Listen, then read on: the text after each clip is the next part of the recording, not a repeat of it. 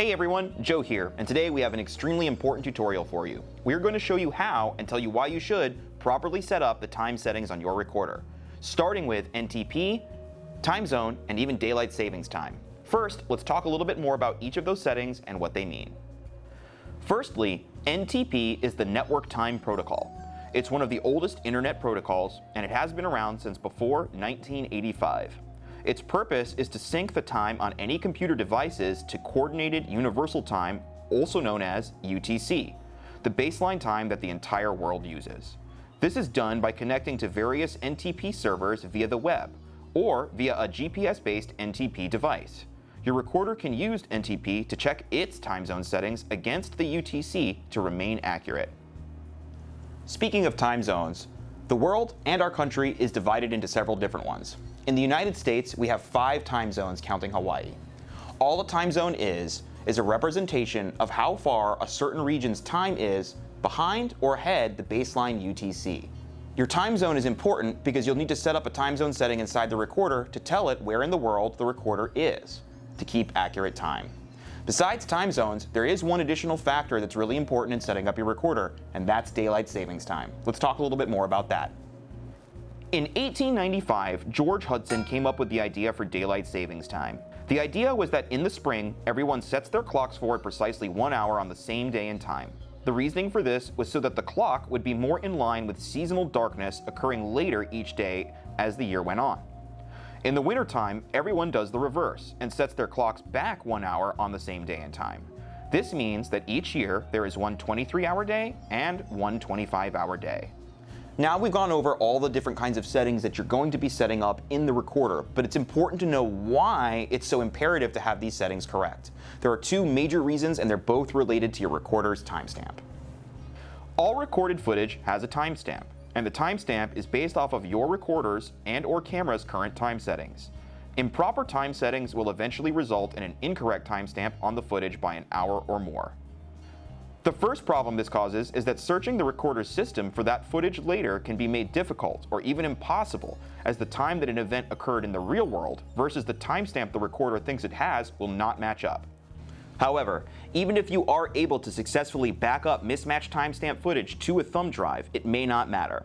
If your intention is to use that footage as evidence in court, you must be aware that mismatched timestamp footage will be considered inadmissible, and that evidence will be thrown out.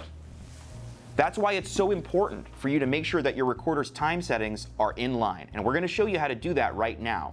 First, you're going to need some important information. Depending on what state you live in, you'll fall into a specific time zone. For us here in Florida, we are in the Eastern time zone. This is expressed as UTC minus 5 hours, which means we are 5 hours behind the Universal Coordinated Time. Once you know your time zone and UTC, write it down. Refer to the map on the screen or do a quick web search for this information. Additionally, take down the following important information. Across the USA, daylight savings time always begins at 2 a.m. on the second Sunday in March. This is when the clocks are turned 1 hour forward. Daylight savings time always ends the first Sunday in November, also at 2 a.m. This is when our clocks are rolled back 1 hour. There are 2 exceptions to this in the United States. The state of Hawaii does not observe daylight savings time at all and should leave all DST settings completely disabled. Additionally, the majority of the state of Arizona does not observe daylight savings time. However, the area within Arizona that is represented as part of the Navajo Nation does observe daylight savings time. Be sure, if you are in the state of Arizona, which territory portion you're in. Once you have the information pertaining to your area written down, we'll turn our attention to the recorder. Make sure you have a mouse and monitor connected. Alternatively, if your recorder is networked, you could access the recorder via Internet Explorer using a PC. Okay, let's get going. The first thing we need to do is log into the recorder. You can use your pattern, or you can use the password if you've forgotten your pattern. To do that, click the Forgot Pattern button. Once you've logged into the recorder, we're going to be using the System option at the bottom. Next, we're going to click the Date and Time tab you see at the center top of the screen. We will need to set these settings from top to bottom, starting with the system time. We recommend setting the time manually first. Click into the date area and set the date using the mouse, clicking the on-screen prompts. Once you've finished setting the date, do the exact same thing with the time portion you see to the right, using your mouse to click the on-screen buttons. Next is the time zones. Refer to the information you wrote down earlier regarding your time zone for this setting and pick the appropriate setting. As mentioned earlier, we are in Florida, so our time zone is Eastern, also expressed as UTC minus 5 hours. Once you've selected your time zone, make sure to click the Save button to the right of the time zone setting. You can then use the next three options to determine how you'd prefer the time information to be displayed. The first is the date format, next is the punctuation used to separate the date fields, and the last option is to set if you'd prefer 24-hour time or 12-hour time format. Next, unless your area does not observe daylight savings time, you'll want to make sure the DST slider is slid over and will turn blue. Since our DST days are the same relative days every year, we're going to use the week radio button. You could use the date option if you like, but it isn't recommended because it will ask you for specific dates instead of relative days. This means you would need to manually update this info every single year, which is a lot less convenient. As mentioned earlier in the video, daylight savings time always begins at 2 a.m. on the second Sunday in March, and it always ends at 2 a.m. on the first Sunday in November.